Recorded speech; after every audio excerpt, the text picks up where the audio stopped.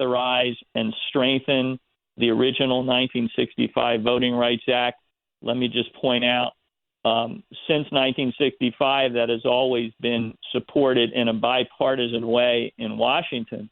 But unfortunately, again, reflecting what's happened to the Republican Party and how it's been captured by extreme forces, you don't really have that bipartisan support anymore. So now it's left the Democrats to take the lead in terms of reauthorizing the Voting Rights Act, coming up with a new formula for which states and jurisdictions get special consideration and protection and pre-clearance from the Justice Department when they try to put in place certain provisions that can restrict voting and so forth.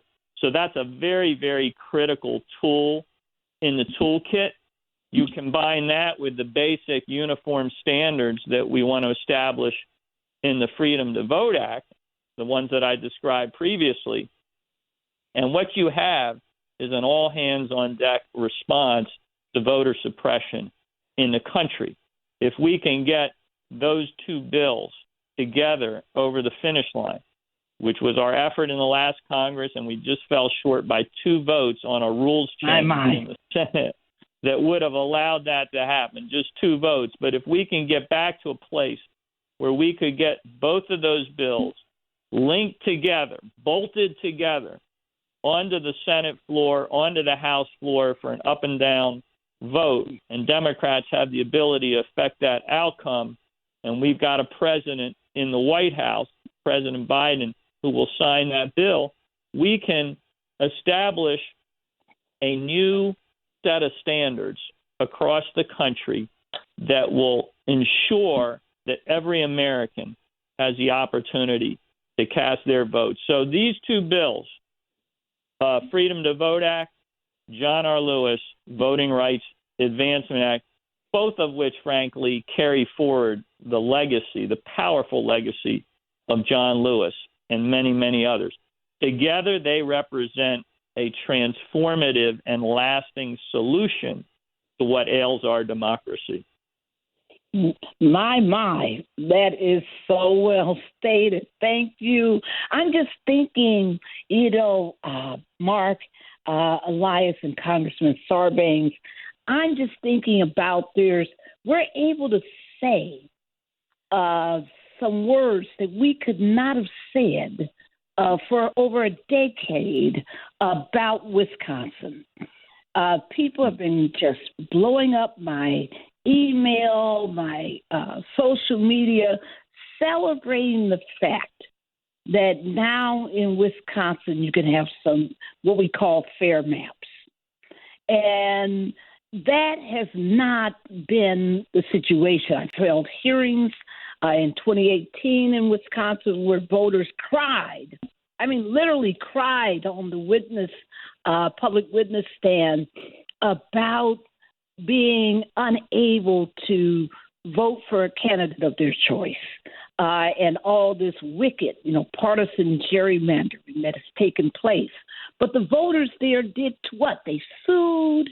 They've, elected a new Supreme Court justice in Wisconsin. Marc, when you look at that, what does that mean to you? I mean, because this gerrymandering, this vicious, ugly, wicked, gerrymandering that has really destroyed the heart for many people of being, involved and engaged in a democracy. Yeah, look, I think we need to call out the gerrymandering that we've seen for what it is. I said before that Republicans want to make it harder to vote and easier to cheat. Gerrymandering can be a way of cheating voters. My team and I have been fighting against illegal maps that are cheating voters around the country. You all obviously have covered the litigation in Alabama where black voters frankly were cheated. Like, we need to call it out for what it was. Black voters were entitled to protection under the Voting Rights Act, which meant 2 black opportunity districts. And in 2022, they went to the polls and were denied that. They were denied their federal rights. They were cheated. So I'm glad to see that will be remedied for 2024. Same in Louisiana. Black voters were cheated out of legal and fair districts for 2022, and now that'll be remedied for 2024. As you say, in Wisconsin, the Republican-controlled legislature had cheated all Wisconsinites out of anything approaching fair districts for a decade. And to me, there are two lessons that come from all of these cases, and I could talk about others as well that are both ongoing. We are suing Florida, for example, because in my view, the state of Florida, Ron DeSantis cheated black voters out of a congressional district that Congressman Al Lawson represented, and that needs to be remedied. There is a case, as you know, in the U.S. Supreme Court that I'm not involved in, but I'm cheering on the NAACP and the ACLU in South Carolina, where again black voters were cheated, and so it is. I think there are two lessons from all of these, including Wisconsin. The first is that the fight is worth having. People, the cynics who tell you it is always this way and there is nothing you can do, the cynics are working for the bad guys. They may not be purposely working for the bad guys, but the people who are cheating in our elections, the people who are engaged in discriminating against black voters or these Republican gerrymanders, they want you to believe that there is nothing that can be done. They want you to believe that organizing won't matter. They want you to believe that litigation can't matter. They want you to believe that federal legislation, like the bills the Congressman is passing, will never get enacted. They want us to give up. And so the first thing that I think that is a lesson from Wisconsin is we can never give up. We may not win in this year, we may not win in the next year, but if we all fight hard enough, we eventually can achieve real meaningful results for voters and achieve a better society. The second is something that, frankly, I think people on the left have come to more recently than people on the right, which is that courts matter. The courts in the U.S. Supreme Court composition matters. We have seen that now in painful detail. The composition of the federal courts matter. We should thank President Biden and the Democrats for appointing and confirming as many federal judges as they have. But the state courts matter too. And in Wisconsin, you went from a state Supreme Court that was one of the most conservative anti-voting, anti-fairness courts into one of the most progressive pro-voting courts with the election of a single justice. It was a 4-3 conservative court. It is now 4-3 liberal court. And you are seeing the results.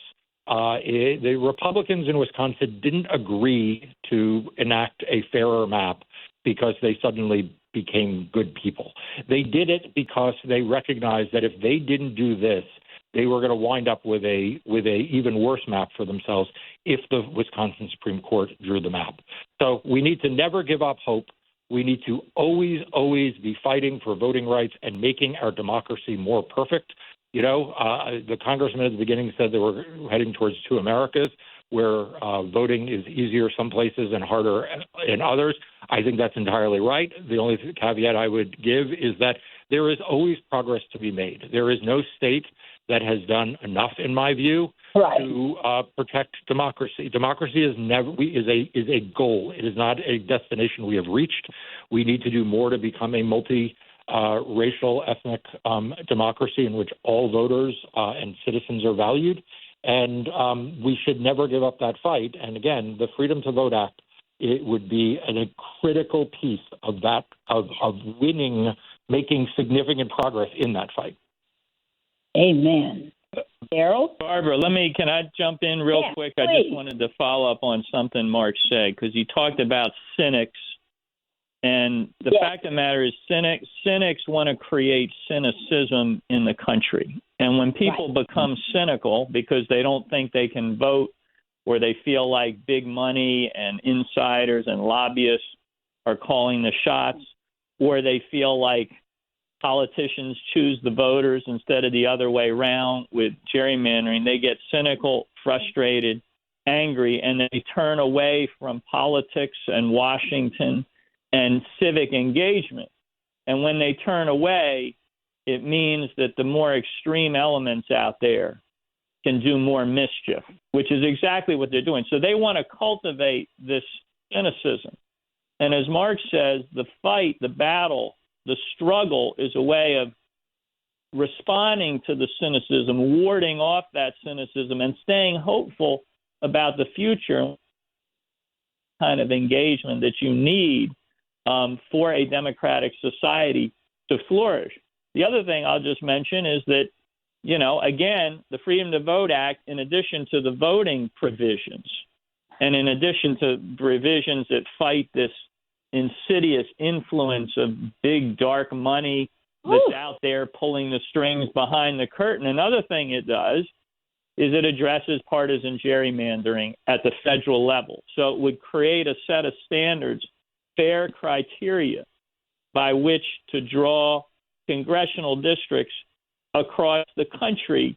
So again, you don't have these extreme efforts to manipulate representation in the United States Congress using gerrymandering, which everybody hates gerrymandering. The other thing is, while the Supreme Court in theory is supposed to address racial gerrymandering, sometimes they do what they should, sometimes they don't do what they should.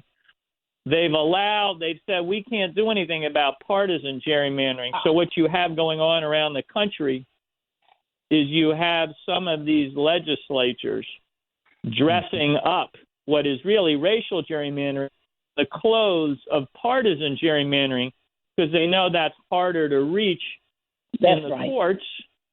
But if we shut down partisan gerrymandering, we can also make sure that racial gerrymandering of any kind, of any manipulated approach, is being shut down going forward. So what I like to say about the Freedom to Vote Act is, you know, if you got a certain problem with the democracy, we have an app for that. Like we have an app for the voter access issue. We have an app for the gerrymandering issue.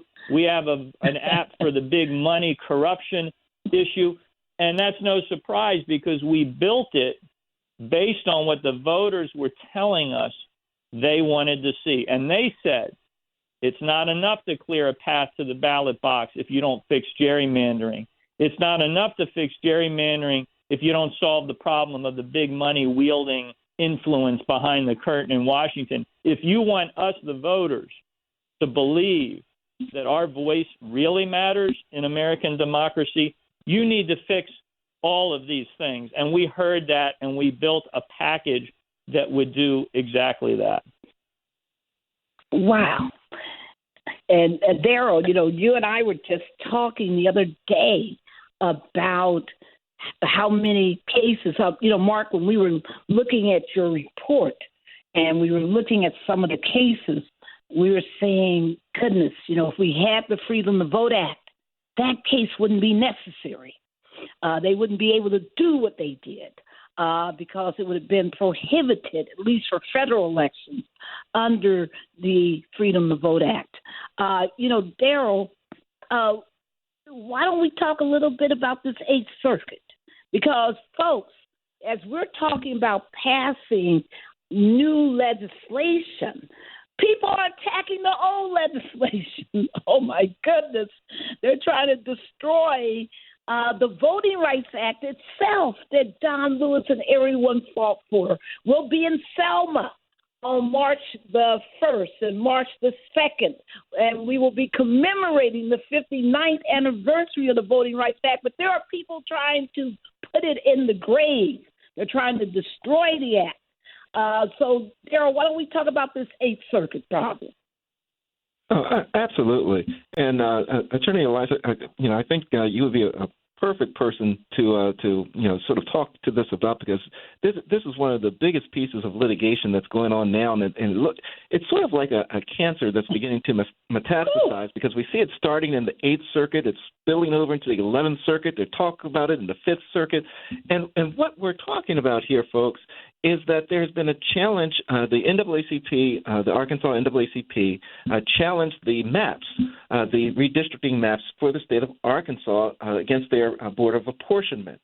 And what has come from this challenge is this: the judge, the federal judge, on his own challenged whether or not the